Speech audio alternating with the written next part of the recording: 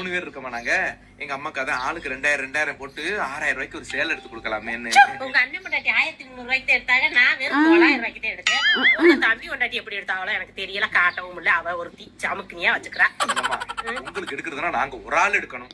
இப்ப எங்க அம்மாக்கு நாங்க 3 பேர் இருக்கோம்ல, அப்ப ஆளுக்கு ஒரு 2000 போட்டா 6000 ரூபாய்க்கு எடுத்து கொடுத்துடலாமே. தப்பு இல்ல, பெத்தவங்களுக்கு செய்யறது பெருமை.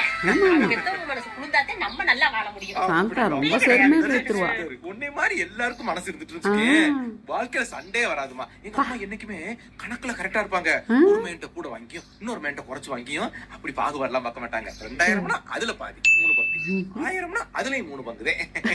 அப்புறம் என்ன யோசிச்சுக்கிட்டு சட்டு போட்டு 1000 மட்டும் போட்டு விடுங்க, 1000 குறைச்சுக்கிட்டு. என்ன 1000? ரேஷன் கடையில 3000 ரூபாய் கொடுத்துருக்காங்க. பாக்கி 1000 போட்டு விடுங்க. நானா வேண்டாம்னு சொன்னேன். பெத்த தாய்க்கு சேலை எடுத்து கொடுத்ததா. தடுத்தேங்கிற பொல்லாப்பு எனக்கு வந்துடக்கூடாது.